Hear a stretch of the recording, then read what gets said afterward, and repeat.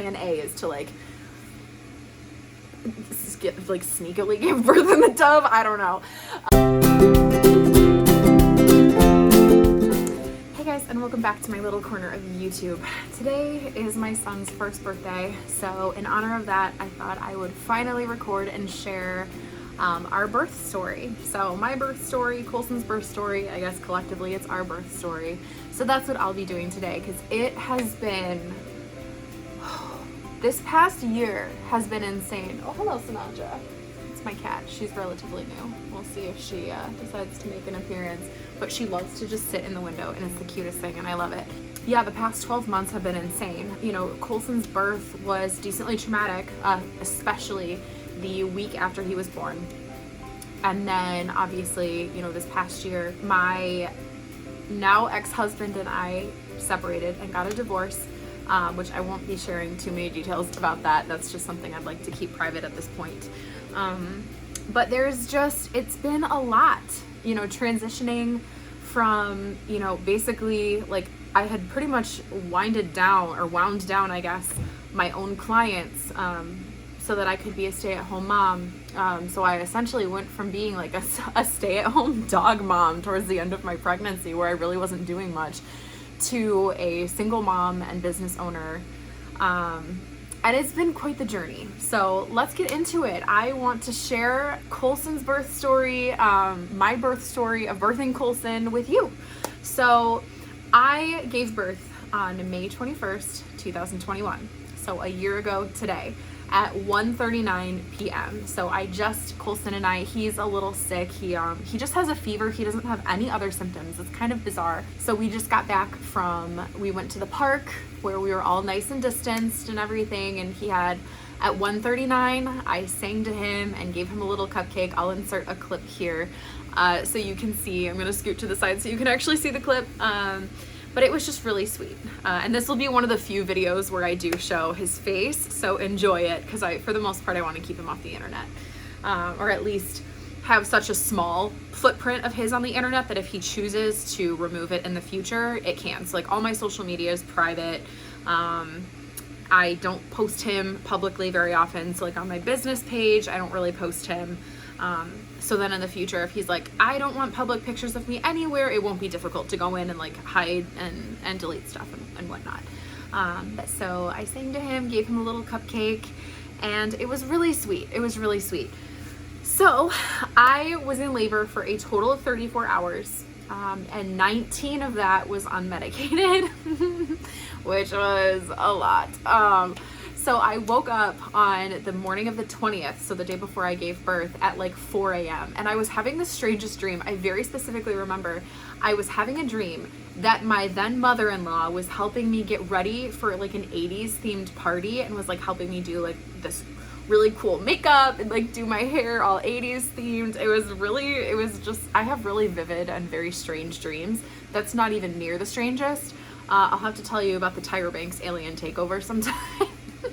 That was probably one of the weirdest dreams I've ever had. I woke up and was like, oh my gosh, I think I'm having contractions. Because at that point I was still a week and a day out from my due date, but I was still just like, I need this baby out of me. I was so uncomfortable.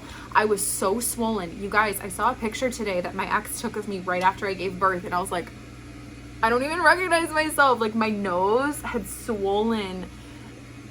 It was like twice its normal size. Like I was just puffy. Within like a week or two of giving birth, I lost 30 or 40 pounds just because of how much water I was retaining. Like it was bad. It was so bad. So I was miserable. I had a ton of pelvic pain. I was just willing to do anything to get this child out of me. Not anything that was safe to get this child out of me. And my OB confirmed, yes, you're good to go. He is ready to come out of the oven. You can try all of the things. So I'd been eating dates. I'd been bouncing on my pregnancy ball. I had been walking, doing the like curb walk where you walk with one foot up on a curb and one down. So you do like this weird like uneven walk, and then you'd have to walk back, which all my neighbors were like, what is she doing? But I had been doing all the things. I even had her do a membrane sweep at my appointment, which had been that day. They were the day before So this is Thursday that I woke up with contractions. So on Wednesday, I had an OB appointment where she had swept my membranes, which sounds so gross. That sounds disgusting. Membrane sweep. But so I woke up and I was like, oh my gosh, I think it's happening. And so I woke up my ex and I was like, hey, I think it's happening. And he was like, oh my gosh, okay, what do I do?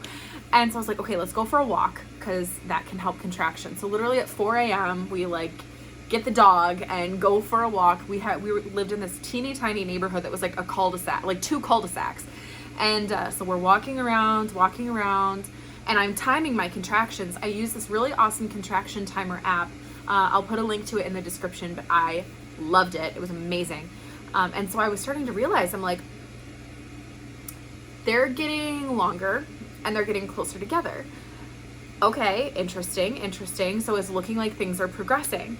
And so we got back to the house and I kind of just like labored for a bit and was like, all right, I'm going to start thinking about, what the next move is. And my contractions were picking up. And I was like, you know what? I think we may need to think about going to the hospital here pretty soon because we lived 45 minutes away from the hospital. We lived out in Highland, Michigan, and the hospital was in Ann Arbor. And it was a 45-minute drive. So we were like, okay, you know what? I'm going to take a shower and then we'll just get our stuff and pack it up in the car. Like, we've still got plenty of time. But then my contractions picked up even more. And it got to the point where I was like, shoot, I think we may have I think I waited too long. Like, we got to go now. So I hopped in the shower and we texted our families and we're like, we're going to the hospital, and packed up and left for the hospital. And so at this point, I think it was 7 o'clock in the morning, maybe 7:30 when we finally left for the hospital. And the entire way I was like, okay, this is good. My contractions were a minute long. They were I think they were 4 to 5 minutes apart, if I'm remembering correctly. So it was the time frame that I had been told, hey, if your contractions are fitting this rhythm, you need to go to the hospital. Especially they wanted me to go in a little earlier because we were 45 minutes away. So it's yeah, you're gonna need more time to get to the hospital, so give yourself a little more time to get to the hospital. And then we pulled into the parking lot, and my contractions kind of slowed down a little bit. And so I called the labor and delivery triage and explained to them what was going on, and they were like, did you call your doctor before you came here? And I was like, no one told me I needed to do that. And they were a little bit rude, which I was really surprised because the hospital I went to is normally phenomenal. And they were like, yeah, you need to call your doctor. We can't admit you. And I was like, okay. And they were like, you have to wait until your contractions are a minute long and 4 to 5 minutes apart before you should have left. I was like, no, but they were. And there was some sort of disconnect where they kept saying you should have waited for this. And I was trying to say, yeah, no, I did. They just kind of slowed down for a minute, but then they're picking up again. And it was just really strange. It was they would go from being a minute long, 3 to 4 minutes apart to 45 seconds long and 6 minutes apart. It was just all over the board. So they were like, we have trails, go walk around. And so I did. And we walked and we walked and we walked, and not a whole lot was happening. It seemed like things were slowing down or just kind of stuck in this weird in-between place. And so we were like, okay, you know what? Let's just go find something to eat. I have to pee, so let's just go. So we drove to this Fresh Time, which if you're not familiar with Fresh Time, it's the world's best grocery store. It's amazing. I love it. And so we found this Fresh Time and we're like, okay, we'll run in and use the bathroom and we'll just kind of figure out from here what to do. And we only had one mask. And mind you, this was in when things were still pretty, oh my word, my nose is itchy. Mind you, this was still kind of when COVID was pretty, really, I mean, obviously COVID is still serious. But things were decently strict. So you needed, it wasn't completely required to have a mask to go in, but I was a huge stickler because I was like, I'll be darned if I give birth and have to be separated from my child because some idiot gave me COVID. So I had been being so careful. I was like, I'm not messing around. We're wearing a mask. Yes, we'll just share the mask. So I'll go in and pee and then you go in and pee. My neighbor is taking down a tree in our yard. So that's what this gigantic machine is behind me. And that's what the beeping is. So he's been out there for 2 days now. He's doing a really great job. I got really lucky with my neighbors. They're nice. They do stuff around the yard. They're nice. And they're nice. So I kind of hit the jackpot there. And they have a really cute husky that loves to play with Scarlet. So everyone is happy. But so yeah, so I was like, okay, I'll run in and pee because I'm the pregnant one. And obviously I get pee priority because if you've ever been pregnant, I didn't have it that horribly where like I had to pee every couple of minutes. But it was like when I had to pee, I had to pee, and it was not optional. And Colson was really great about like not kicking me in the bladder. I never was kicked in the ribs, like not once. My friend was pregnant at the same time. Her due date was like 10 days before mine. She would always be like, oh, my daughter's up in my ribs, she's kicking me. And I was always like, Colson's super chill. He was always so relaxed, and I would have to like try to get him to move to do my kick counts in the morning because it was like, are you in there? Like, what's going on? He was in there. He was just chilling, just relaxing. And I remember thinking all the time, I was like, oh my word, I hope he's as relaxed and chill outside of the womb as he is inside of the womb. And I am pleased to report for the most part he is. Right now he is a very, very, very, oh shoot, my neighbor's like right outside my window. I'm sure he can see me filming. I hate when people can see me filming. Whatever. Actually, I'm gonna see if he needs me to move my car. One sec. Whew, okay. All right, we're good. Okay, so we got to fresh time and I was like, all right, I'm gonna go in first. And so I put my mask on and I walk in and I'm like, I feel this weird like gush and I'm like, so I like waddled to the bathroom real quick and I looked and I was like, I think my water just broke. Oh my gosh, this is amazing. Because the hospital had told us, yeah, if things slow, like you'll just have to go home. We can't admit you unless your water breaks and then we'll admit you. And I was like, I think this might be my ticket. So I like texted Steven real quick. I was like, hey, I think my water just broke. And he was like, oh my gosh. And so I got back outside and we were like, okay, go, go, go, go, go. So we go to the hospital and we're like, hi, my water broke, I think. And they're like, okay, we'll test you to make sure that that's what happened. I'm like, I mean, I didn't pee myself. Like I can smell it. It's not pee, but cool. So they like brought me back into this triage room, tested it. Sure enough, it was amniotic fluid. So they're like, okay, it's go time. We'll get you back into a room. And at this point, like I was still having regular contractions and it had probably been, let's see, I feel like this was like early afternoon that this was happening. So like around like 11, no. So we left around like 7. We probably walked for like it took like 45 minutes to get there. So let's say like 8 or 8:30. So yeah, this is probably like 9 or 10 o'clock, I want to say, in the morning on the 20th. So I'm like, great, amazing. Like I've been having solid contractions this entire time. And they like measured the contractions too. So they're like, okay, they put like little leads on me and we're like, okay, tell us when a contraction's happening and we'll like measure it. And so I was having contractions, but I felt like I was very much in like active labor, but they were like, yeah, you're not, I had been at a 2 dilation. I was dilated at a 2 at my OB appointment on Wednesday. And so Thursday they were like, yeah, you're like at like a 2.5, like a 3. I don't remember exactly. Do they even do like halves? I don't know. I have no idea. But I basically hadn't dilated much since my OB appointment the day before. So I was like, oh my word. But it's fine. I'm admitted. Like I'm not leaving here without my baby. Because that was the most important thing. I was like, I just want to hold Colson. I know a lot of people like, finding out if their baby's a boy or a girl at birth, or like they're still picking a name. But for me, just knowing he was a boy and knowing his name for the majority of my pregnancy, I just felt like I was so able to connect with him and kind of get to know him. And I just feel like for me personally, it was a really cool experience to know his name for most of my pregnancy. I'm just gonna adjust this up a little bit because I feel like my bun is getting cut off.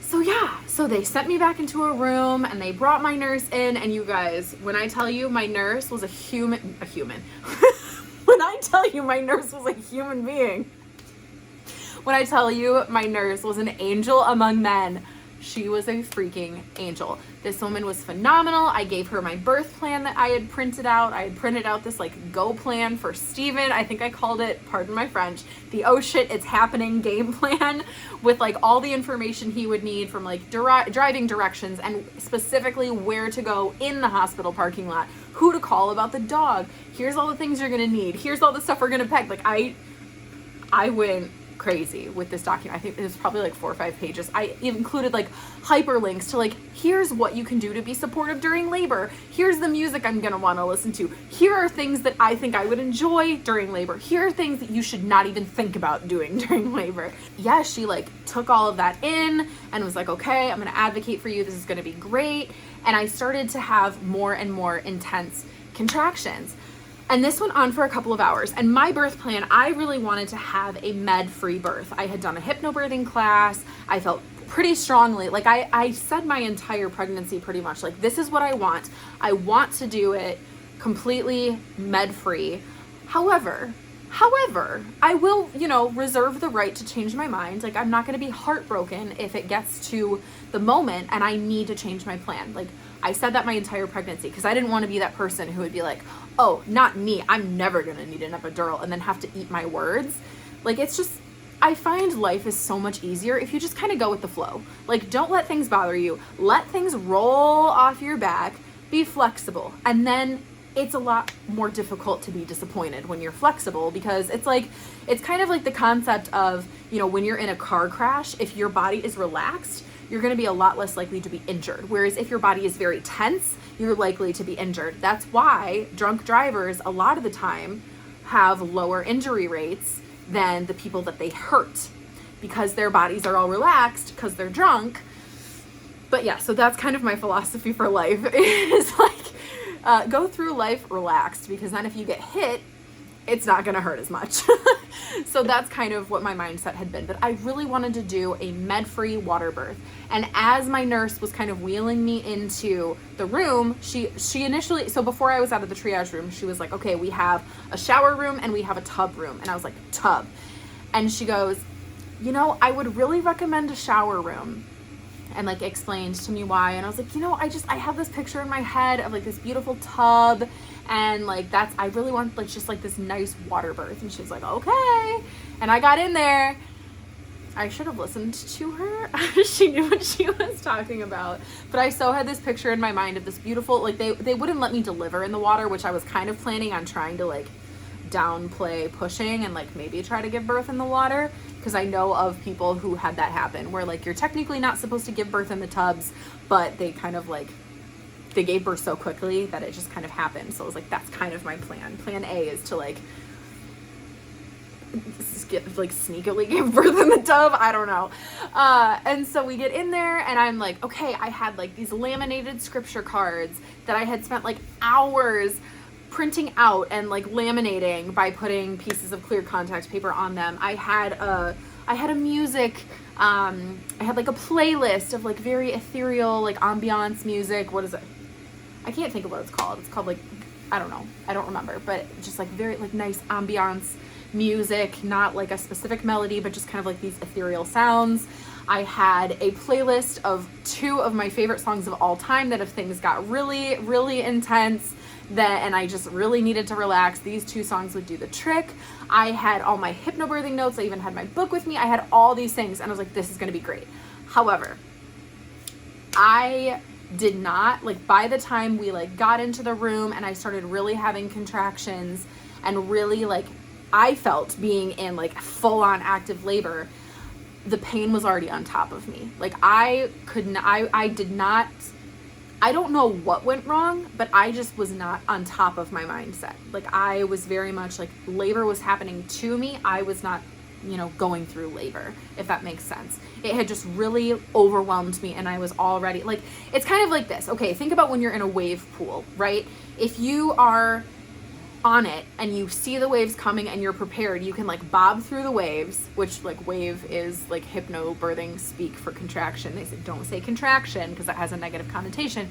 Say it's a wave, which I was like, that's stupid. I'm calling it a contraction. If you called it a wave, that's fine. One of my absolute best friends calls them waves, and I love her, and she's very like earth mama and all those wonderful things. So that totally works for her, but for me, I was just like, I'm just calling it a contraction because I've always called it a contraction and I'll continue to call it a contraction. So it just was on top of me. Like if you're in this wave pool and you see the waves coming, you can kind of prepare and like bob through the waves and like get through them and enjoy yourself.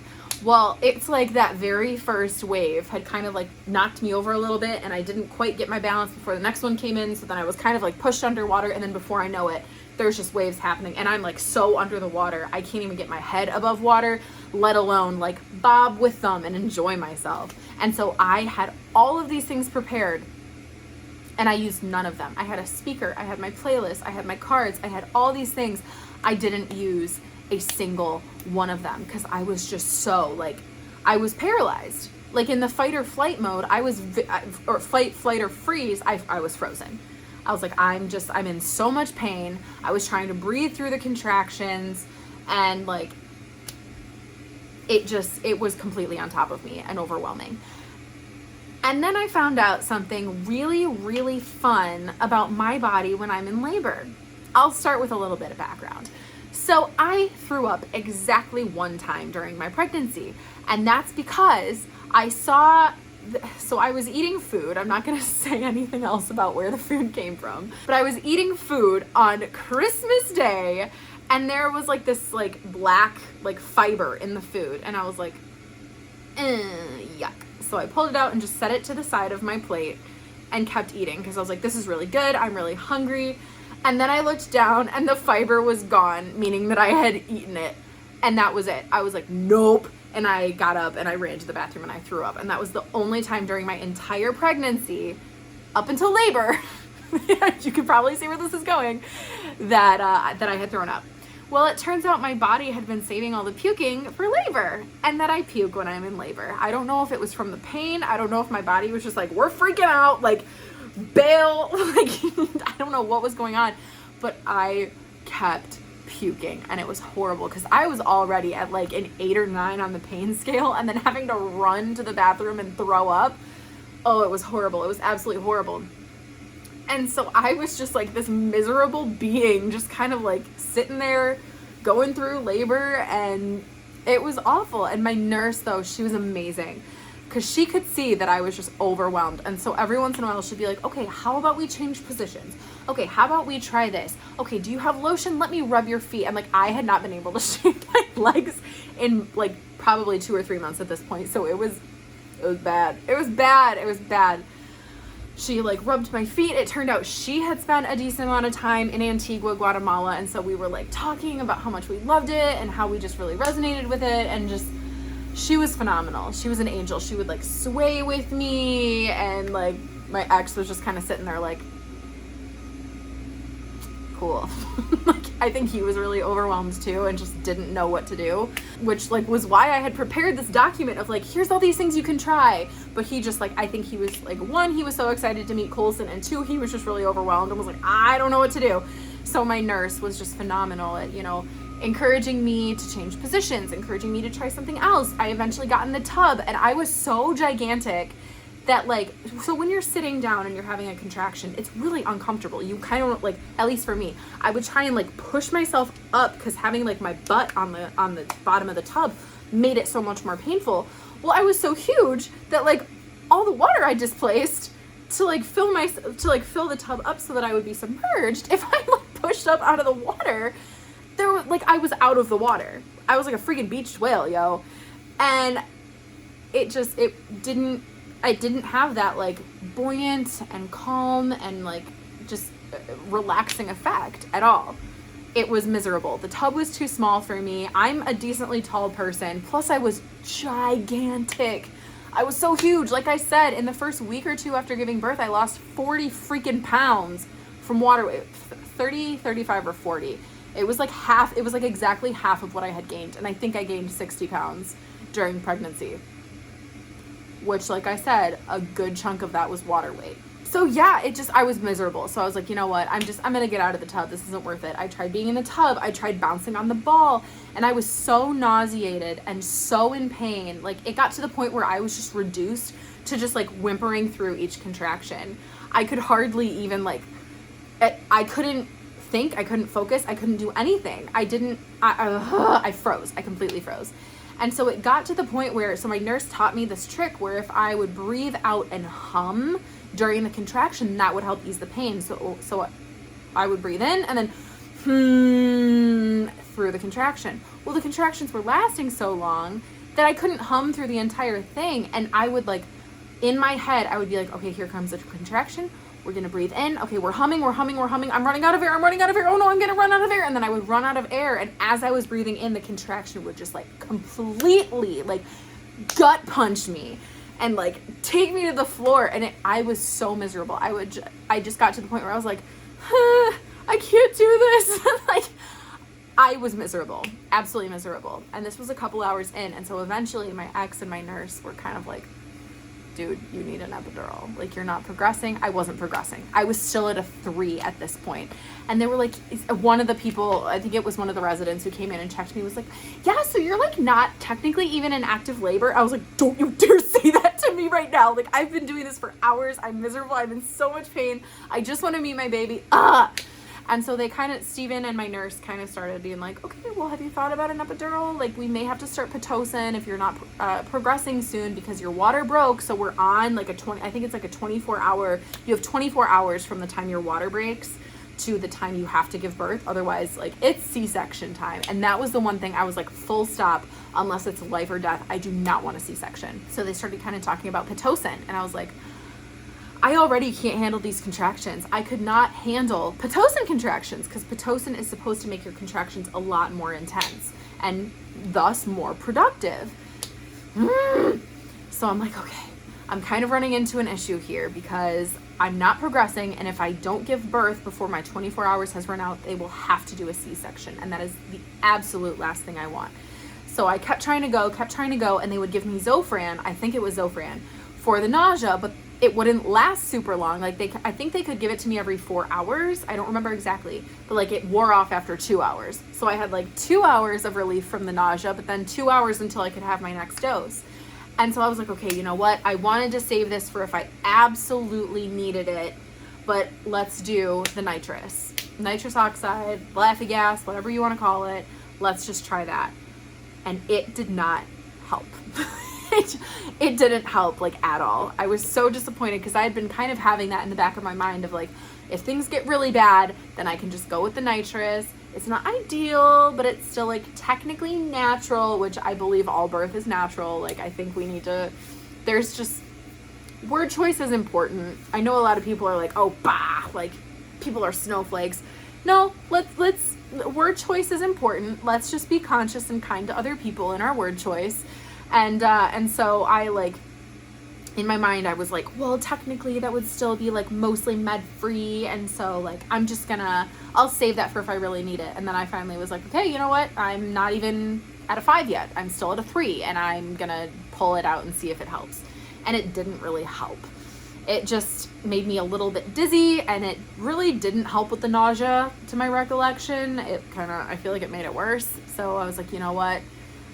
This is just, and again, I was paralyzed. I was frozen, but I was like, I don't want an epidural. I was terrified of getting an epidural. I'd heard so many horror stories of it hurt so much, it was worse than the actual childbirth, or my epidural injured me for years or permanently.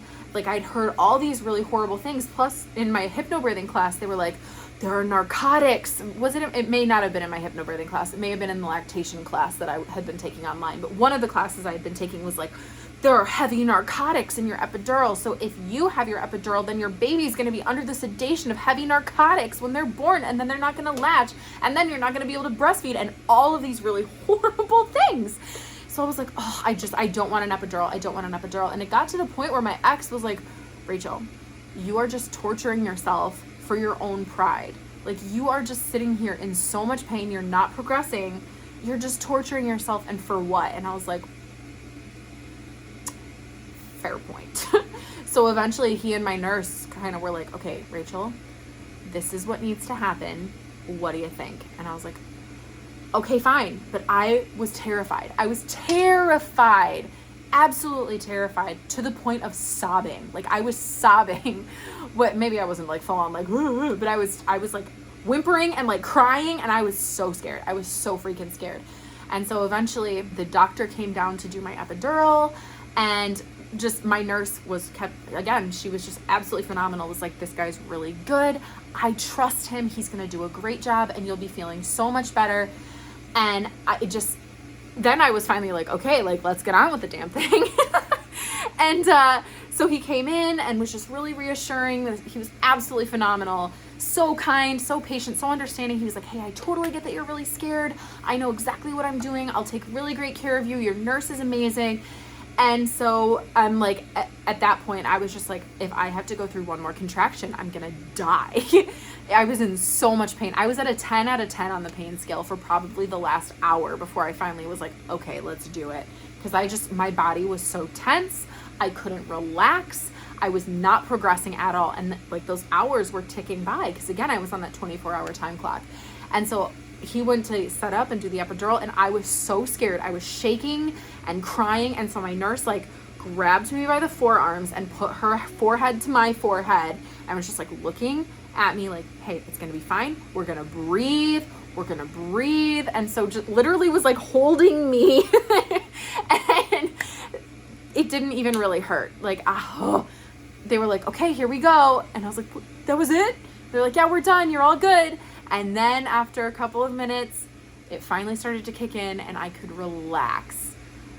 Oh my goodness. It was just, I felt so much better. I was finally able to just like, I know detense is not a word, but just like feel my muscles just relax and the pain just lift. And it was blissful. Like compared to where I had been an hour ago, I was like cracking jokes. I was in a great mood. I was like, oh my word, this is amazing. And they got me set up. So at this point, it's like almost the middle of the night. I think it was like 11 or 12 maybe. And they got me set up with this big like pillow thing so I could like lean over it. I forget why. I think it would like the position was supposed to help me progress. And they got me set up with Pitocin too and made sure that, you know, when I had the contractions, I couldn't really feel them. And I had this button I could push if I could still feel the contractions. And so I was like, you know what, I've earned it. It was 19 hours that I had been in labor or having contractions or whatever you want to call it. I had been in pain for 19 hours before I got my epidural. And so I was like, you know what, I've earned it. I'm going to like click the button, all I need to in order to not feel these for a little while and try and get some sleep. And so finally I was able to sleep and I just was like leaning over this giant pillow and just conked out. And it was amazing. It was absolutely amazing. And so I was able to sleep for a while and I woke up and was still just for the most part pain-free. And if I started to feel the contractions, I'd click the button. And like, if you timed it just right, you could have the extra Pitocin every 15 minutes. So if you timed it right, you could get 4 extra, or I'm sorry, not the Pitocin, the epidural medicine. So if you timed it right, you could get 4 extra doses of the epidural medicine every hour. So I would like kind of like check my watch and make sure I timed it right so that I could get those extra hits of the sweet, sweet epidural. And it was I was progressing much better. It wasn't like super fast, but they kept the Pitocin decently low because I was kind of to the point where it was working and we were doing well. And so the Pitocin was decently low and I was just moving right along. And my ex and I were watching the show Community at the time, which if you've never seen Community, I might like it more than The Office. And that's coming from someone who literally falls asleep watching The Office every single night because it's very comforting to me. I like put my little AirPods in, turn my screen so Colson can't see it from his crib and just watch The Office, and that's how I fall asleep at night for the most part. I really need to start like reading books instead, but my nightlight kind of is too bright, and so one time it woke Colson up and I'm like, I'm not willing to wake my sleeping child, so whatever. But so we were watching Community and I was like, let's turn on Community, like let's watch something, because I like humor is really helpful for me, and I wanted to like watch The Office when I was in labor, and my ex at that point had watched The Office so many times with me. He was like, absolutely not. Nope, we're not watching The Office. You're not watching The Office. Like, no. So we were watching Community, and it just so happened that the episode that we were on was the episode where one of the characters goes into labor and like has a baby on the floor in the middle of a classroom. And I was like, that is so funny. I'll see if I can find I took like an Instagram story and was like, oh my word, this is hilarious. Like, of course this would happen while I'm in labor. Like the episode of Community where one of the characters is in labor just so happens to be popping up. So I love when like little things line up like that, just little coincidences. I think that's so funny, and I love that when that happens. So I was just kind of progressing right along, and eventually after a couple of hours in the morning, one of the residents came in, and my ex and I had decided that I just wanted female doctors. I felt more comfortable. He felt very strongly about that. He didn't want other like men up in my business. Like in my marriage, I could respect that. And I too felt most comfortable with a woman, and that was in my birth plan. Well, I don't know what happened, like something got missed, and so a male resident came in and was like, okay, we're ready to check you. But at that point I was just like, I want this baby out of me, like go ahead. And he checked me and he was like, congrats, you're at a 10, it's time to push. And I was like, okay, great, which I had really wanted to be able to like know on my own when to push, but at that point it was just not gonna happen for me. So they were like, okay. And then like the nurses got changed out a couple times, and every single nurse I had was just phenomenal. So amazing, so encouraging, so kind. Like I just had a really phenomenal experience with all of my nurses.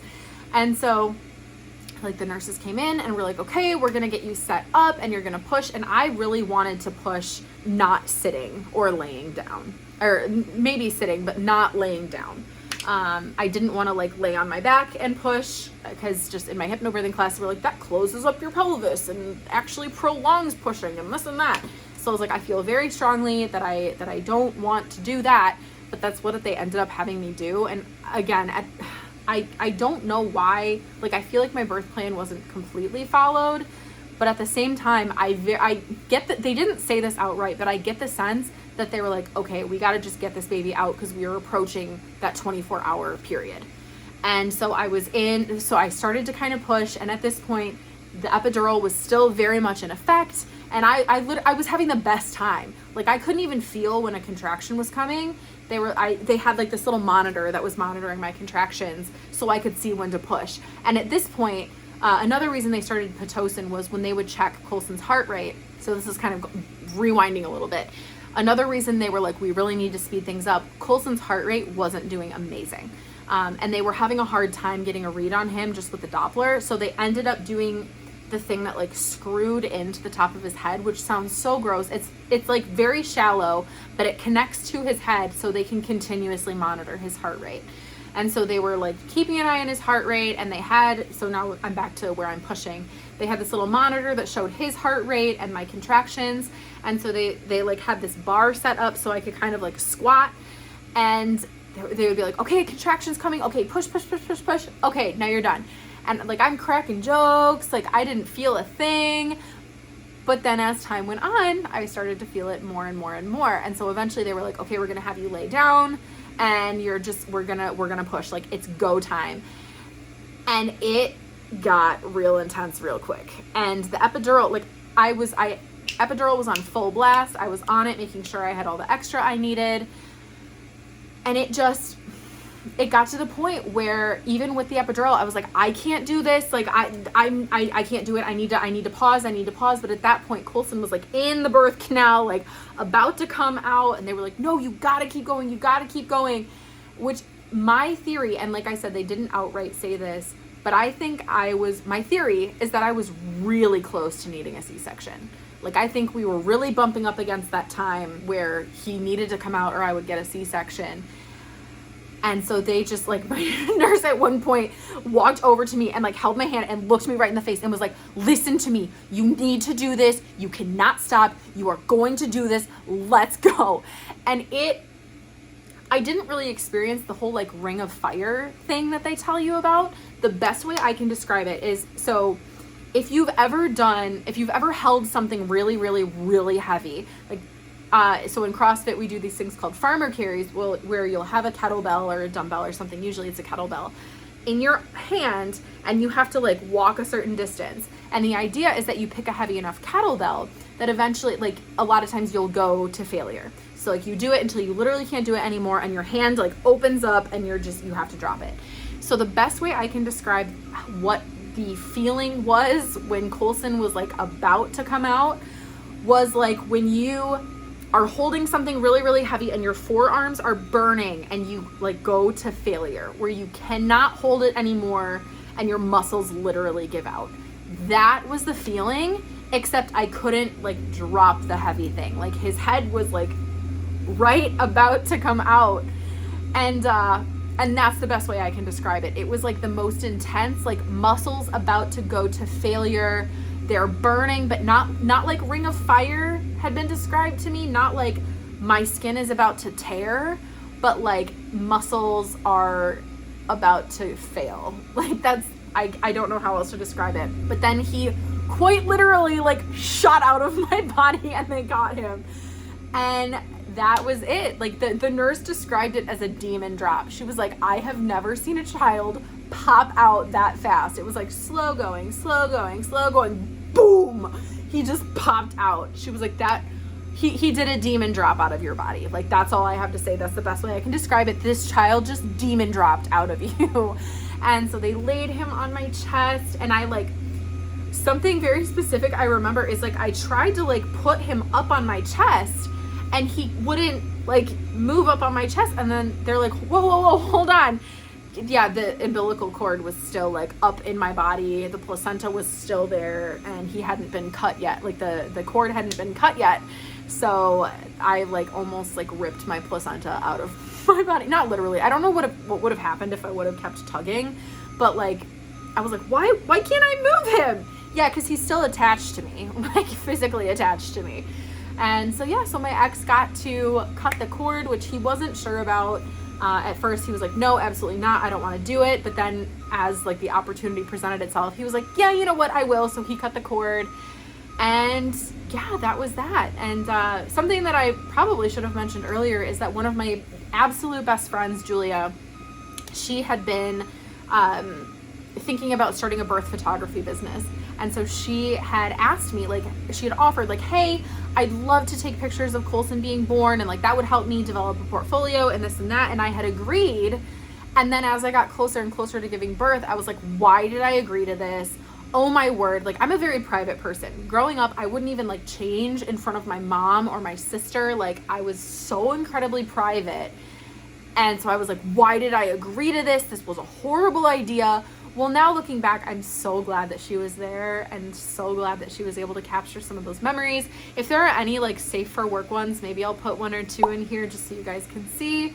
But yeah, every once in a while, I'll be like, you saw my child before I did. That's such a weird thing. And I feel like it was just like watching your friend give birth, I feel like is like next level friendship. Like your friendship will never be the same after that, but in like a really intimate and wonderful way. And she's just a wonderful human. I love her to death. She's in my Bible study and just, she's absolutely incredible. She's a wonderful person, a wonderful friend, a wonderful mother. Like, I love her to death. And so she was there for that. And that was really nice because she too, like, she's very, like, what's the word I'm looking for? Like, she's a very strong advocate and she'll like speak up. And so she was like, I got you. Like, if anyone tries to deviate from your birth plan, I will like step in and this and that. And yeah, so having her there was wonderful. So then she was able to get some pictures after Colson was born, and I was able to nurse him for the first time, which he was so little. He was 6 pounds, 11 ounces when he came out. He was exactly a week early. So he was born the day he turned 39 weeks. He was a little guy. So he had some trouble latching because I'm not a small person, if you catch my drift. Like, they're not small. And so he had a hard time latching, but he was able to latch and he nursed a little bit. And then we got wheeled to our room, and that was the day that I became a mom. So at the hospital I gave birth at, I interned there when I was in dietitian school. And every time a baby was born, they would play a little melody, like da-da-da, da-da-da, da-da-da, da-da-da. And that was it. And that's how you would know, like the entire hospital would know every time a baby was born. So every couple hours when I was doing my rotations, you'd hear da-da-da, da-da-da, and all of us would go, aww. And so I was so excited for that moment. Well, it turns out they had discontinued it. And I totally understand why. Because there had been a couple people who complained where like they worked in the hospital and they were having fertility issues. And so having to hear that all day, every day was just like took such a toll on them. I completely understand and I'm not mad at all, but I was still kind of like, oh man. And so the nurses were like, we'll sing it for you when you get wheeled into mom and baby. And so, but then I forgot to remind them. And so we didn't do it. And I was like, oh man. That was like, that's when I became a mom. And as they were getting ready to wheel me out of the room, I took this picture of Colson And he was amazing. I mean, he is amazing, but like, it was just incredible because for more than 9 months, I think like a full term pregnancy is like 10 months. So it was just like just shy of 10 months. I'd had this little creature growing in my belly, and I could feel him move, and I would get to see him sometimes at my ultrasounds and this and that. It was like, he was finally here. And for me, I know a lot of people talk about, there was just this life-changing moment where they looked at their baby and they realized, oh my gosh, I'm a mom. And they just felt this, like, their heart exploded, and it was just this magical moment. For me, I feel like it was very much just like this gradual transition. This like, okay, I am pregnant. Now I am in labor and my baby is now on my chest. And I didn't have like a marked moment that was like, I am a mom now. This is my baby. So it was like, I was expecting to have this marked moment and I didn't have it. It was just like, yeah, no, I'm a mom now, and this child is mine to take care of. And I don't know, I can't really describe it. It was just the most amazing feeling in the world to like have him there and be able to hold him and snuggle him and take care of him. That was the process of me giving birth. He didn't give birth. That's kind of like the actual birth part of the story. But then this is kind of where the trauma comes in. One, I had to deviate a lot from my birth plan, and I didn't love that. I wanted to be med-free. I wanted to give birth, however my body told me I needed to. I wanted to push when I wanted to push. I didn't want to be coached through labor. And yet all of these things had kind of happened. And I understand they were working so hard to make sure I didn't need a C-section. I understand why I didn't have more like flexibility with what I wanted to do. But it was still really disappointing. It was like I had this idea of what labor and giving birth would be in my head, and then it just wasn't that. So it was disappointing. But then to kind of get into the first week of Colson's life, which like I said was very traumatic. So like I said, he was very, very tiny, and I am like decently endowed in the chest area. So he had a really hard time latching, and we met with a lactation consultant a couple of times, and she like taught me some tricks and this and that. And so they felt comfortable sending me home, which my ex really, really, really wanted to only spend one night in the hospital after Colson was born. Insurance will pay for 2 nights. He wanted to really just stay for 1. And I was like, okay. Like I kind of wanted to stay the second night, but he really wanted to get back and let everyone meet Colson, which I understand. He was excited. But I allowed myself to be talked out of staying the second night. Stay the second night. Stay the second night. If you have any sort of indication, any sort of want to stay, stay. Stay as long as you need to feel comfortable going home. I wish I would have been more insistent that, I really would like to stay the second night, because the night that we brought Colson home was the worst night of my life. So like I said, he was super, super tiny. My ex really wanted to go home. So we kind of pushed and made sure with the nurses, like, okay, are we good to go? Let's get the sign off of everyone we need.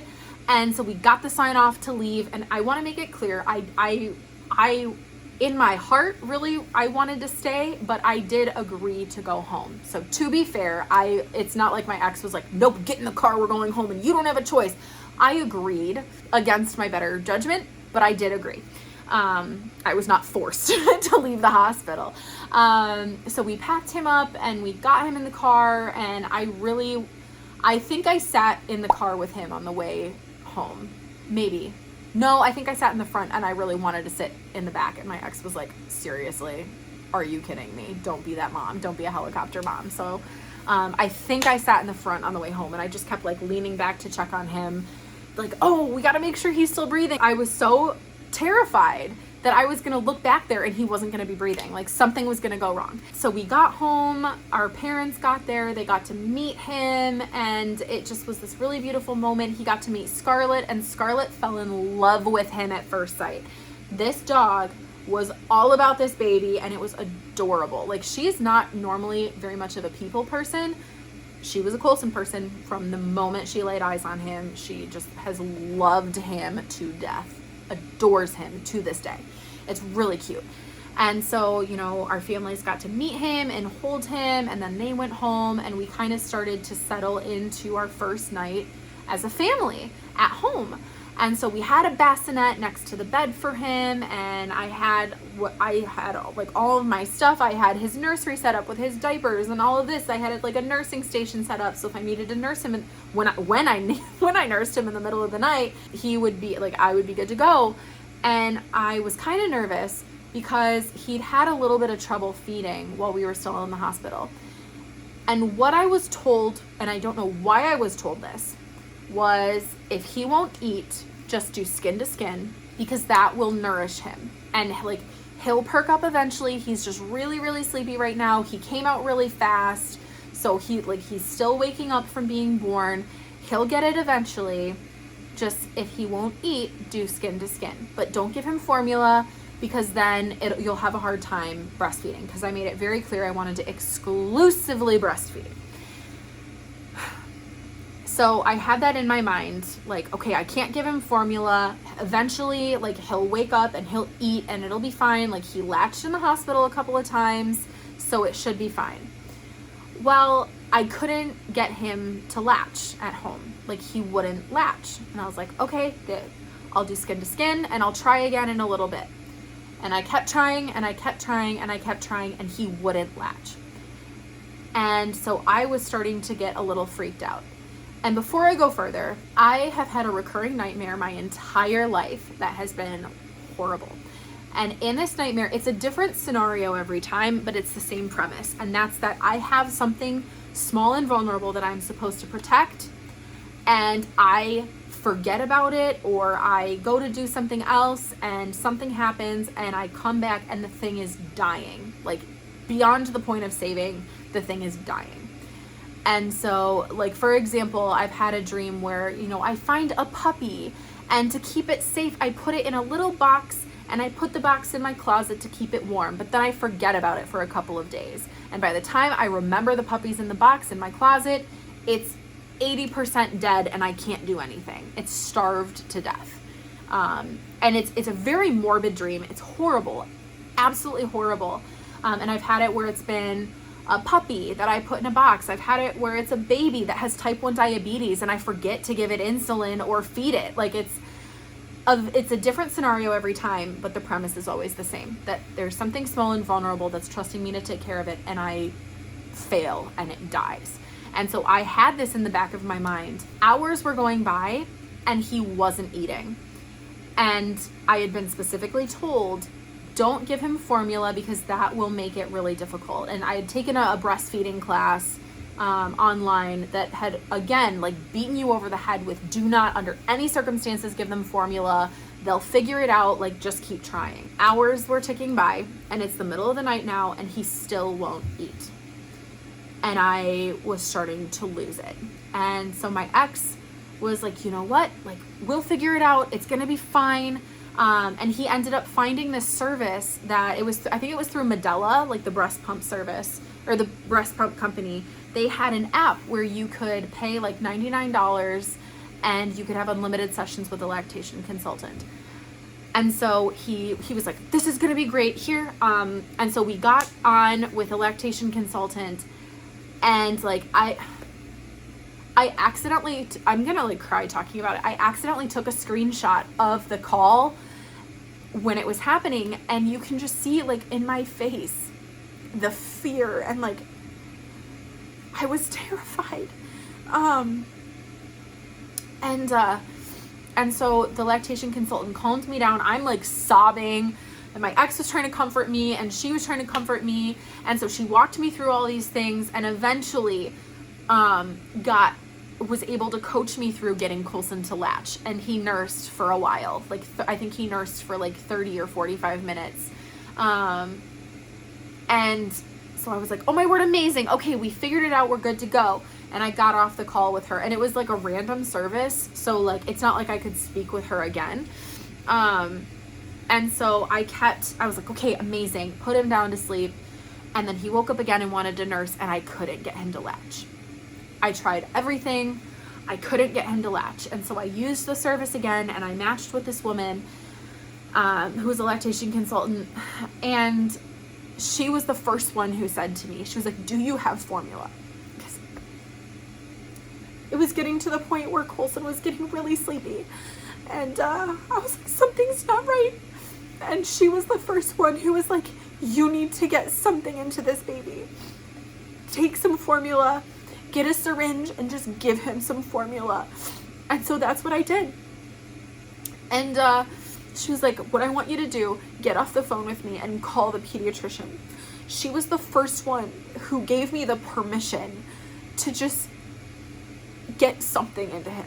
I just had it so beaten into my head. Breastfeeding culture is so toxic in the fact that you are so beaten over the head with, this is what's best for your baby.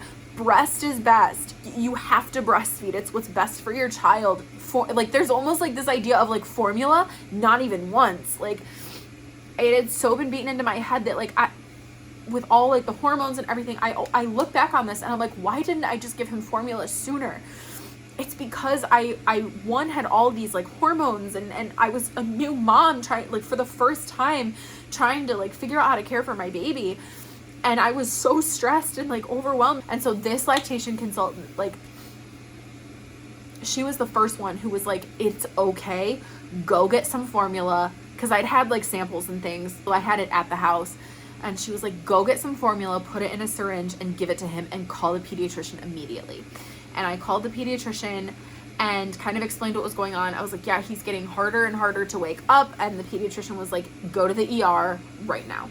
So we did. We packed him up and we headed to the ER.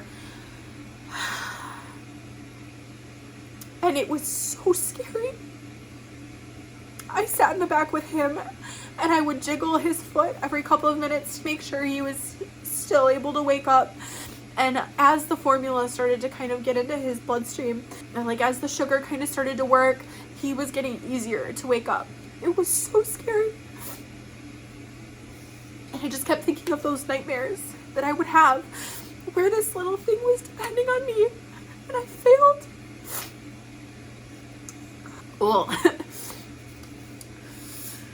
I just kept thinking of those nightmares over and over and over, where I had failed and this little thing was going to die because of me. And so we got to the ER, and because he was so little, we were taken back right away. And like, I was a complete wreck. I was a complete disaster. It just so happened that someone I had gone to school with was like one of the nurses who was back in the ER and was just like we made eye contact, and it was kind of this awkward like, hey, oh, hey. And I like had my boob out because I was trying to feed Colson, and I was like, but you know what? At that point I was like, I so don't even care. Like, I just want my baby to be okay. And I, at that point, was like, you know what, God, like, if I need to surrender breastfeeding, like, I don't care at this point. I just want my baby to be okay. Like, cool. If I give him formula one time, he'll never breastfeed again. I don't care. I just want him to be okay. They did some tests on him and got us back in a room, and I had my breast pump with me. I had the LV, which I ended up really not liking. It just didn't work for me. I know it works amazingly for a lot of people, but it just didn't really work for me. So my milk came in while I was like sitting there in the ER, and so I was able to pump and try to give him breast milk instead of just formula. Because I was like, you know what, if I'm able to, I want to give him breast milk, but if I can't produce enough, like, I don't care, I'll give him formula. Like, whatever needs to happen to keep my child alive and make sure he's safe, I'll do it. So fortunately, for the most part, I was able to. I think the only formula he had was when we were still at the house. And by the time we got to the ER, my milk had come in, which is like crazy. It's supposed to take a couple of days, but it had come in like a day and a half. And so we're sitting there, and they did a bunch of tests on him, and the doctor comes in and was like, basically told us his markers for inflammation were super high. And so it looked like he had an infection of some kind. So they were going to do some tests and figure it out. And then she goes, so in either of your families, have you had a male child who died really suddenly when they were young? Which is not anything that you should ever say to a parent who's sitting in the ER with a child that they're like not sure what's going to happen. And we're like, why? Why are you asking? Here she was trying to like rule out some genetic disorders, but the question and how she asked it like sent us into a panic. And so they were kind of like running through what it could be. They were like, we're going to run a bunch of tests and like, we'll figure it out. But right now it looks like he has an infection of some kind, which is, you know, why he was just super lethargic and wouldn't eat and just, he didn't feel good. He had a really bad infection. They went off and they went to run more tests. And the nurse we had, you guys, we were at the same hospital. The nurses at this place are like second to none, amazing, phenomenal. Like, so I cannot tell you how amazing this nurse, like the first labor nurse I had, and then the nurse we had in the ER, these two nurses specifically were like, knock your socks off, amazing. And it just so happened that they had a pediatric ER nurse available, and that the doctor who was in the ER that night was a pediatric, I think she was like she was a pediatric infectious disease specialist. So like, out of all, like, they never have like a pediatrician in the ER. That if I recall correctly, what I was told, it was like crazy chances that this pediatric ER nurse and the pediatric infectious disease specialist was in the ER that night. So like, it was just crazy amazing. Like, God so provided. So we were able to be a bit more calm and be like, okay, it's not like a random doctor who's like, I'm in the ER, like, I don't really know how to deal with little tiny babies, but I'll try. Like, no, it was someone who deals with little babies specifically, but specifically with infectious disease, and he had some sort of infection. We just had to like sit and wait, basically. And I tore a little bit when I gave birth, and so I had stitches, and I just had to like sit holding my baby, and like, I was in so much pain. I thought for sure I tore a stitch, which I'll get to in a second, but it just, we had to sit and wait.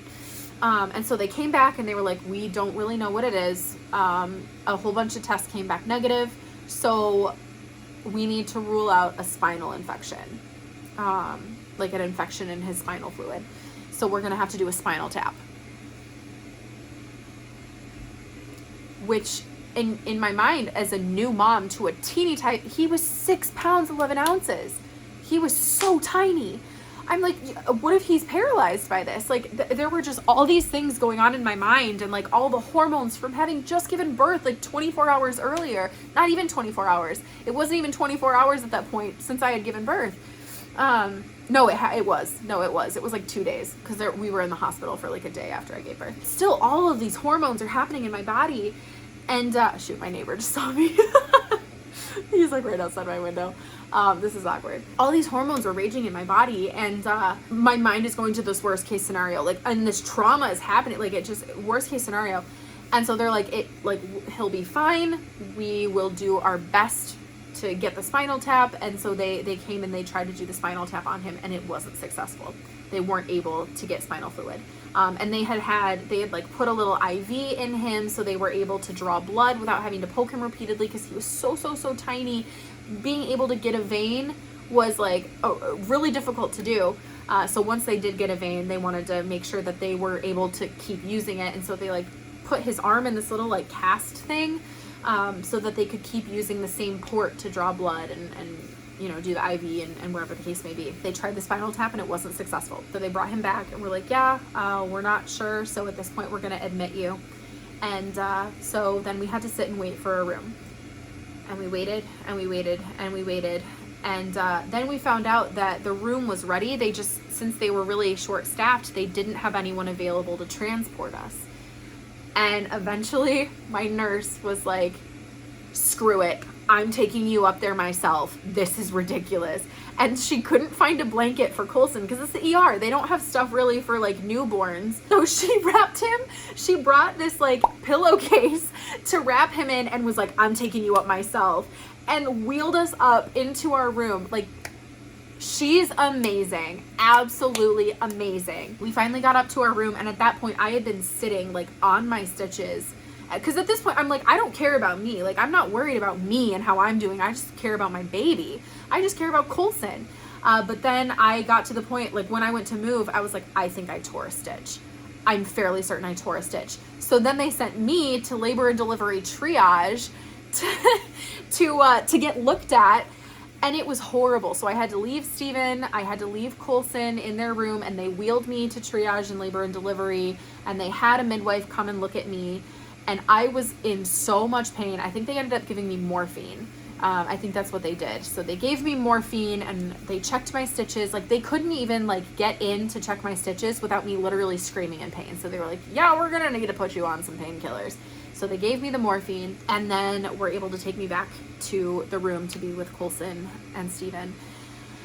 And for like almost, I think we were in there for 5 days, maybe 6 days. I'm not 100% sure, but it was almost a week that we were in there. And they tried multiple times to get the spinal tap. I think they tried one more time. So each event where they were trying to do the spinal tap, they tried multiple times, if I remember correctly. And none of the attempts were successful. So they were never able to fully rule out a spinal infection. So because they couldn't pinpoint what the issue was with Colson, they just had him on a whole bunch of antibiotics, which that had kind of been a pride point for me. You have to get a test like a couple weeks before you give birth. It's like it's not strep, hep. I think it's one of the hepatitises. I was negative for it. So if you're positive for it, then you need to get an antibiotic when you're giving birth, and I didn't need it. So I was like, my baby's not going to have antibiotics. Like, when he's first born, like, his little gut flora is going to be intact. And I was kind of prideful about that. So it was like God had this moment of just humbling me where it's like, oh, really? Like, you're being really prideful about the fact that you don't need one round of antibiotics while you're giving birth? Yeah, your baby's going to be on like every antibiotic under the sun for the first week of his life. So for the first for the entire time we were in the hospital, pretty much, he was hooked up to machines. He had an IV because they had to give him glucose. And he was on just a ton of antibiotics. And yeah, I had to learn how to be a mom, dodging wires and changing his diaper and replacing the wires and having to like wipe around wires, and which meconium, the poop that comes out when babies are first newborn, is like super sticky and like gets on everything. And so trying to like clean that while like dealing with all these wires and leads that were attached to him was horrible. But the one thing that was kind of nice was, like, especially since we'd had that traumatic experience of him like kind of becoming unresponsive, when we were at home, he now had monitors attached to him. It was measuring his breathing. It was measuring his heart rate. So if anything went wrong, I could literally just, like, if I woke up in the middle of the night and he was still asleep, like, take a quick look at the monitors, be like, okay, yeah, his heart's still beating. He's still breathing. Okay. And then go back to sleep. And at this point, since he couldn't nurse and my milk had come in and I wanted to try and preserve breastfeeding, they wheeled in this gigantic hospital grade pump. And so every 2 hours I would have to pump, and we would try to give him a bottle. And he just really struggled with taking the bottles. We had specific goals that, like, every 2 hours he was supposed to take in, like, I think it started at like 15 milliliters, because their tummies are so tiny when they're born and they get progressively bigger over the next couple of days. So his tummy could only hold like a teeny bit of milk at a time, but he still just was really struggling to get anything out of the bottle. And it was a challenge. Like, every couple of hours or every day or something, basically, he would progress every couple of days, or over a certain period of time. He would progress in how much he needed, because his little tummy was growing, and so he needed more and more. And I remember being so overwhelmed and looking at it and being like, he won't even take 30 milliliters at a time. How is he going to get 60? And it just felt like I was very behind the 8 ball. And we would have to try and like twirl the bottle and tap the bottle and try all of these things to get him to take anything in. And they had to keep him on glucose in the IV because he just was not getting enough. And it was, like I said before, at that point it was, I don't care if I'm never able to breastfeed him. I just want him to be okay. And it's really difficult to get a baby that starts out on a bottle to go back to breastfeeding. That's what I've heard anyway. I don't know if there's data to back that up. I don't know if that's actually the case, but I just wanted him to be okay. And so we were in the hospital for almost a full week, and they never found out specifically what the problem was, but they couldn't rule out a spinal infection. And so eventually he was able to take in enough from the bottle that they were able to stop the glucose. So he was still like attached to like the heart monitor and like the respiratory, whatever. He was still hooked up to machines, but he didn't need the glucose anymore. They very slowly like weaned him off the glucose and got him just on the bottle. And the very last day when we were finally going to be discharged from the hospital, because they felt decently comfortable and made sure we felt comfortable, they were like, look, if you feel uncomfortable, we'll keep you longer, but we just want to make sure that you feel comfortable, you're good to go. We were finally going to be able to be discharged. Over this time span, we just had more and more and more incredible nurses, like just absolutely phenomenal. Our families were able to come and visit. I think both of our families did. I know my mom came and visited while we were in the hospital.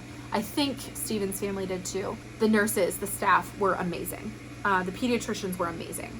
Everyone was so reassuring, and it was really, really wonderful. And the nurses took such good care of me too. Like, they very much were like, mom is mom's health is very important to making sure this child is okay, so we got to keep her okay. And I got to like a really bad headspace where I didn't want to move. I didn't want to leave the room. I just wanted to be there and sit there and watch and make sure he was okay. And it got to the point where the nurses and my ex were like, okay, like, you need to get her out of the room. Like, okay. So Steven took me and we went for like a little, like 15-minute walk around the grounds just so I could get out and get some exercise. Cause I hadn't left the hospital room in days.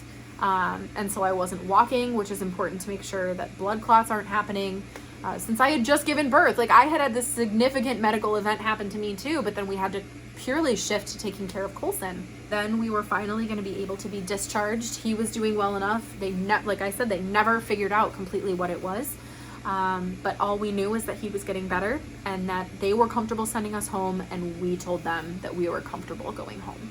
And I remember being so anxious and so nervous, like, how am I going to do everything? Like, right here in the hospital, I have everything I need. Like, I have my pump parts that I would just wash in the sink. And so every 2 hours, I would feed Colson a bottle, and then I would pump. And like, the nurses would bring in more towels. The nurses would change him if I needed them to. The nurses would take him for a minute so I could eat. Like, I felt like I had so much help that I was like, how am I going to do this? Even just the towels. I was like, how am I going to do this when I have to wash my own towels? Like, and I was so anxious to go home. I was having so much anxiety. And again, all these hormones are raging in my body, and I had stitches and I was still healing. And then the trauma of what happened with Colson having to go to the ER, it was just very overwhelming. And so we started planning to go home. And I remember we had been packing up our stuff. I was feeding Colson a bottle, and I decided to just try latching him. And so I did. The lactation consultant had met with me a couple times. And when she first came in, she was like, I just saw you yesterday. What happened? They made it very clear, like, don't try to force him. Like, if you try to force him and he gets uncomfortable, he could decide he doesn't want to nurse at all. And so I just decided to very casually, like, as I was giving him his bottle, I just tried to latch him, and he latched. And it was the most amazing feeling. I was like, oh my gosh, we're doing it. And as I'm feeding him, this woman came in to like clean up our room. And so she and I got to talking, and here she was pregnant and was just, kind of in a little bit of a crisis situation. So I got to talk with her. I gave her my phone number, I was like, you can call me at any time. Like, don't worry about it. I'm here for you. I'm here to help. We then went home, and it was a long road to getting nursing up and going. I met with a lactation consultant pretty immediately. They were able to squeeze me in. Like, the IHA system down here, or up here, I guess, depending on where you're at, the IHA system where I live is just amazing. They have a 24-hour nurse line. So literally any time of the day or night, I can call and talk to a medical professional. And if they need to, they can page a pediatrician who's on call to talk to me. Like, it's just amazing. And so I relied so heavily on them as we were kind of transitioning back into being at home, because it was like, I don't want to go home, because the last time I went home with my baby, I feel like he almost died. And they had been pretty clear. They were like, it's really good that you brought him in when you did. Like, something really bad would have happened if we hadn't brought him in when he did. I don't know what that would have been, but essentially, like, he was not doing well when we got him into the ER. So it was very much like, what if it happens again? Like, going back home felt just impossible. And I just had this really bad feeling. Like, I don't want to go back home because something really bad could happen. Last time, look at what happened. But we got home, and I was able to meet with a lactation consultant almost immediately. And they gave me a plan to make sure that Colson was nursing enough. And then he was also, if I felt like he needed more of a supplement, then I could pump and give him some milk. And so then he had regular weight checks. At his first weight check, he had lost weight. And so we were like, okay, you know what? He's not getting enough from nursing. He's still not like big and strong enough. So we're going to have to bottle feed. But because I wanted to really keep working on the breastfeeding relationship, they had me do this thing called triple feeding. Oh my word, my cat is like sleeping upside down right now. She'll kind of like curl up and then her tail will kind of go on her face and she'll just like tuck her head under. It's adorable. She's so stinking cute. Triple feeding is where you nurse your baby and then you pump and then you give your baby the milk that you pumped. It's brutal. It's freaking brutal. Because you have to like coordinate this very specific dance of like, okay, I'm going to breastfeed my child, but then I need to have a bottle ready to go.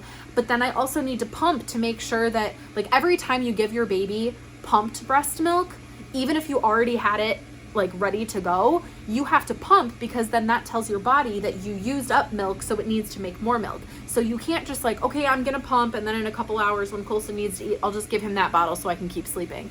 No, you have to continually tell your body we need to make more milk. So if he has any pumped breast milk, I have to pump so that my body knows, okay, milk was given to the child, we need to make more. I triple fed every 2 hours for probably like 3 weeks. We had to rent a hospital grade pump because I had the LVs, which like you just wear them in your bra and they're not heavy duty. They're made to be like decently casual. Like if you have to pump on the go and like they're really convenient, but they just were not going to do what I needed them to do. They wouldn't hold the charge that I needed them to, whereas this hospital pump would plug into the wall and it was very efficient. It was the same one I had used in the hospital. We just were able to go to this specialty shop, the mom and baby shop or mom and baby store or something like that.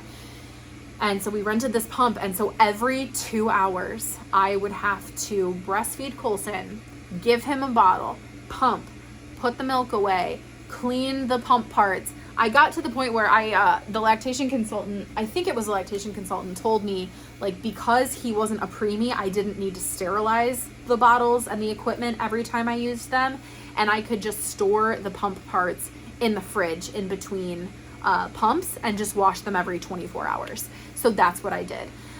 But every 2 hours I would have to breastfeed Colson, pump, bottle feed, clean up, put the milk away, make sure that the bottle was prepped for his next feeding, like all these things. It was like a 30 to 40 minute process. So then by the time I was done with it, it was almost time to do it again. Like it was draining. It was absolutely horrible. But I was like, you know what? Nope, I want to do this because I want him to be exclusively breastfed if at all possible. And eventually it got to the point where, you know, he was able to like start having so many bottles in addition to breastfeeding, where we were able to kind of go by feel and be like, okay, if he's cueing that he's hungry, like kind of going for his fist or like making sucking noises or whatever the case may be, after I've breastfed him, then I know, okay, I need to give him a bottle and I need to pump. And so I was able to pare it back and pare it back and pare it back to where after like a month and a half, I think, he was completely exclusively breastfed. And I will never forget the first time I left the house, realized I don't have a bottle with me. Oh my goodness. What if he needs to eat and all he can do is get a little bit of breast milk, but he's going to be hungry? And then I was like, I'm just going to breastfeed him and it'll be fine. And it was. And I was able then to just exclusively breastfeed him and not have to do the bottles anymore. But one really beautiful thing that came out of him having to be bottle fed and breastfed was then he took a bottle pretty much like a champ. And I had this insane stash of milk saved up so that when Colson's dad and I separated, he had like months worth of milk. So I didn't have to be like, trying to like pump and keep up and make sure he had enough and like pump and then send milk with him. Literally all I had to do was when he was with his dad, pump, because he was receiving breast milk, so I needed to let my body know to make more breast milk. That is pretty much the story of when Colson was born and the week from hell. I would not wish that on anyone. Like, obviously, I am very fortunate and very blessed that nothing long-term was wrong with my baby. We did have to have conversations with the doctors, like, will he be able to have a normal life if this is what's wrong with him? Does it look like he's going to survive? Like, we had to have those conversations, but fortunately, the answer to those questions was always yes. Yes, he will be able to lead a normal life, even if he has XYZ disease. Yes, he will survive. Yes, he is fine. He is healthy. Yes, you can go home. There are so many families where that isn't the case, and like, my heart goes out to them. I cannot imagine. My baby ended up being okay. My baby ended up being perfectly healthy. And not everyone gets that opportunity. So I'm very grateful.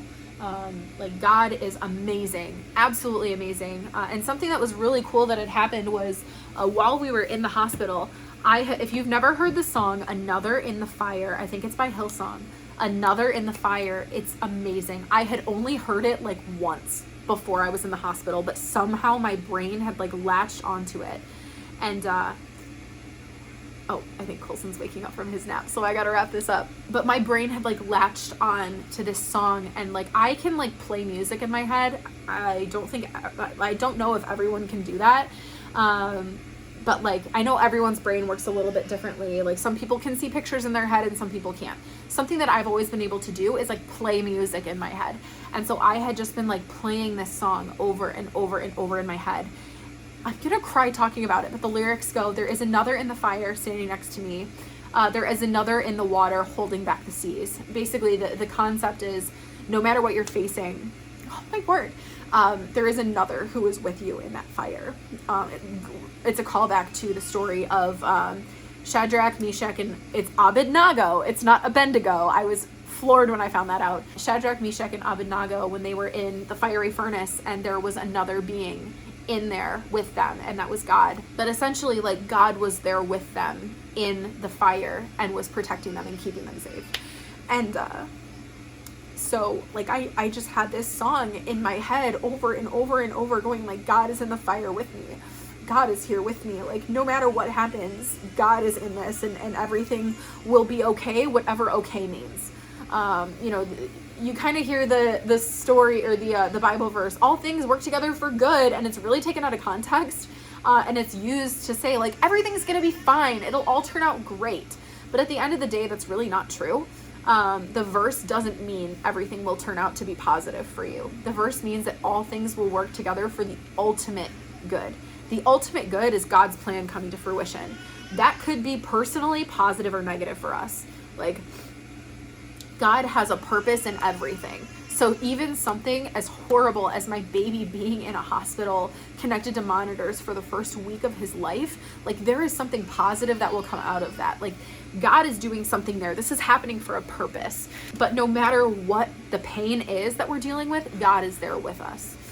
So I knew that God was with me, and there was another in the fire. And when I was struggling to breastfeed my child and having to do this triple feeding regimen and make sure he was okay, and I was so anxious, I literally slept on the couch downstairs for like 2 months because I was so scared of, number one, I had on the bottom floor of my house, or the ground floor of my house, there was the kitchen where I was able to store all of my pump parts, and I was able to wash everything and get snacks as I needed, and you know, have the bottles all ready to go and all of that. And then I had a bassinet that went on top of the pack and play, and I would just sleep on the couch next to the bassinet. So I had like everything I needed, but also it was a little bit of a mental piece where, like, last time I slept in my bed, my baby almost died.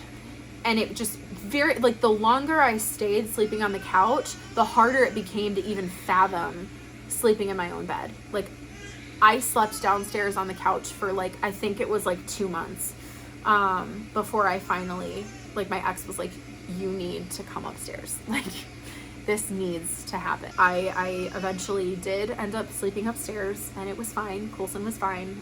But it very much became this like mental block of like, almost like a superstition where it's like, no, last time I slept upstairs, bad things happened. I'm not having that happen again. It's easier down here. It's just easier down here. But there was also that piece of like almost superstition. So I had a really rough transition into motherhood. Colson truly had to like fight his way into this world and then fight to stay here. Whew, there have been a lot more tears in this video than I planned on there being. It was a very, very rough transition into motherhood for me. Fortunately, I have a wonderful support system. My family is wonderful. My friends are wonderful. People, like, we moved 45 minutes away from, like, everyone I knew pretty much.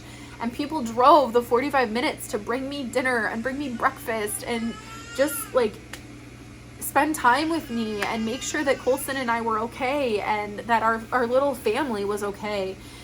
And it was a lot of really hard work to get where we are in terms of, breastfeeding, in terms of health, in terms of my healing. You guys, I still to this day bleed every single month outside of my period. And maybe that's too much information for you, but my body went through some stuff. I did not have an easy healing process. I had to get my stitches checked multiple times because I thought for sure I tore a stitch because I kept trying to do everything. I kept overdoing it, and then I would set myself back, and then I would be in even worse shape and have to kind of start over with the healing process because I kept doing everything. It was a really, really hard process, but it has been so beautiful. Like, I would not trade Colson or motherhood or really any of this for anything. I love where I'm at. Is it hard? Absolutely. But is it so worth it? Absolutely. So that's pretty much it. And my beba is awake. So I'm gonna go get the birthday boy, and we'll see what we spend our evening doing. We'll get to maybe spend some time outside in our garden. We have a really beautiful garden. We've got a giant backyard that's super nice. We'll just get to spend some time together for the rest of the night. But if you have any questions, I'd be happy to answer them. And yeah, let me know in the comments what your birth story was like. I would love to hear your experiences. Please feel free to share them with me. Make sure you give this video a thumbs up. And don't forget to subscribe so you don't miss any story times, motherhood content, business owner content, ADHD content, all the fun things. Let me know what you would like to see, and I would be happy to oblige. All right, I will talk to you guys later. Bye.